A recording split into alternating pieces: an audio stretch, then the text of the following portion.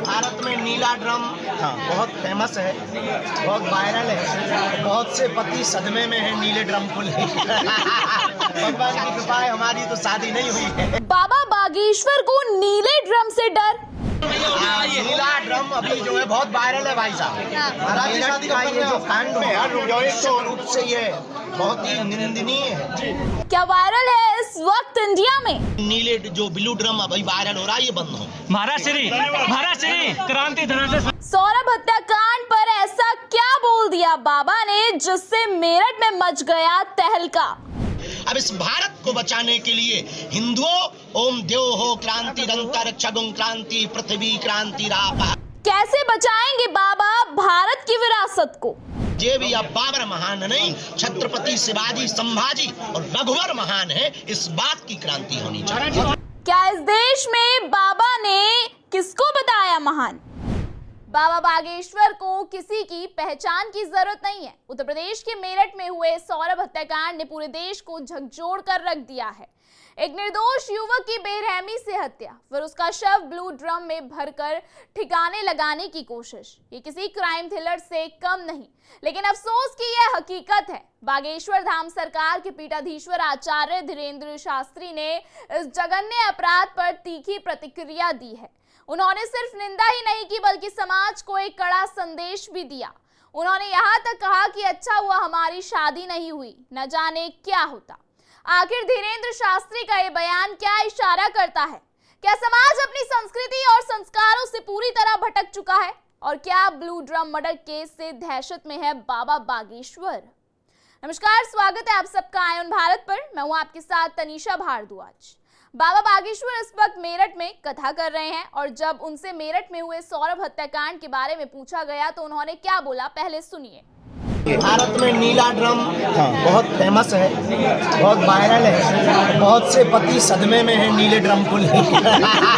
भगवान की कृपा है, हमारी तो शादी नहीं हुई है। महाराज जी कब शादी का प्लान क्या है? महाराज जी आपका शादी का प्लान नीला ड्रम अभी जो है बहुत वायरल है भाई साहब। मेरठ का ये जो कांड है निश्चित रूप से ये बहुत ही निंदनीय है और दुर्भाग्यपूर्ण है। वर्तमान समाज में घटते हुए परिवार की व्यवस्था, पाश्चात्य संस्कृति का आगमन और लव के चक्कर में विवाहित पुरुष अथवा स्त्री पड़े हुए परिवारों को तलाक व परिवारों को मिटाने की साजिशों को पूर्ण कर हम यही चाहते हैं। अबे धक्का मत दो यार। अपने जीवन काल में एक ही एंट्री चाहिए।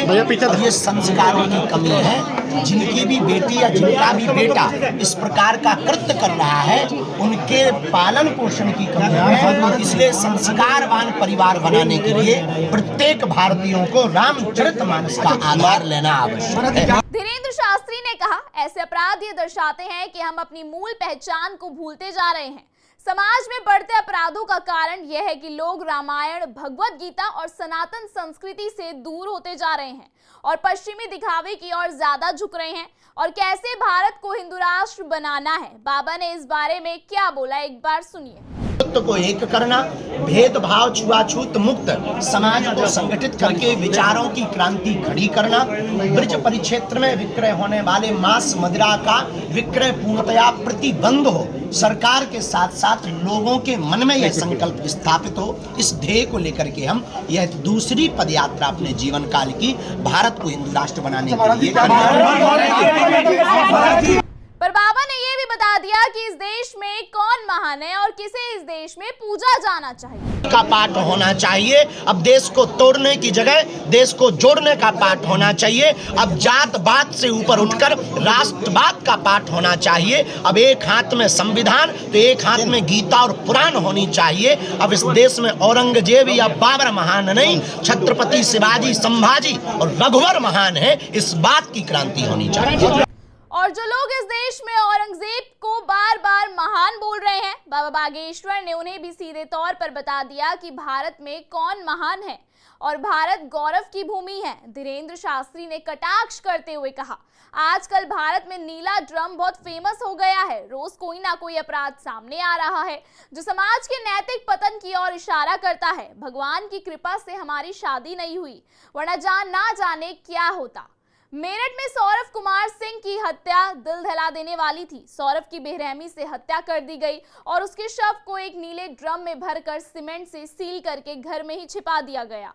पुलिस ने जांच की तो ये मामला सामने आया। मेरठ में आयोजित हो रही कथा के दौरान पंडित धीरेन्द्र कृष्ण शास्त्री ने हिंदू राष्ट्र की परिकल्पना भी बताते हुए कहा कि हिंदू राष्ट्र में सभी लोगों को रहने का अधिकार है। जैसे दुबई में मुसलमान को प्राथमिकता है, वैसे ही हिंदू राष्ट्र में हिंदुओं को प्राथमिकता होगी। यहाँ सभी को संस्कृति और मजहबों का पालन करने का अधिकार होगा, लेकिन प्राथमिकता हिंदू धर्म को होगी। मेरठ के ब्लू ड्रम केस ने पूरे देश को झकझोर दिया है। एक निर्दोष युवक की बेरहमी से हत्या और उसे ठिकाने लगाने की साजिश। ये कोई आम अपराध नहीं है, बल्कि हमारे समाज के नैतिक पतन की गहरी निशानी है।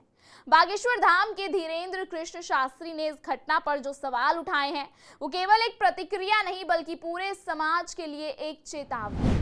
अगर हम अपनी संस्कृति, संस्कार और नैतिक मूल्य को भूलते जाएंगे तो ऐसे अपराध बढ़ते ही जाएंगे। अब सोचने की बारी हमारी है, क्या हम सिर्फ ऐसी घटनाओं पर आक्रोश जताकर भूल जाएंगे या फिर अपने आने वाली पीढ़ियों को नैतिकता और भारतीय संस्कृति की शिक्षा देकर समाज को सही दिशा में ले जाएंगे? आखिर कब तक निर्दोष लोग शिकार बनते रहेंगे? कब तक हम जागेंगे? फिलहाल इस खबर में इतना ही। लगातार इस तरीके की खबरों को देखने के लिए बने रहिए आई ऑन भारत पर।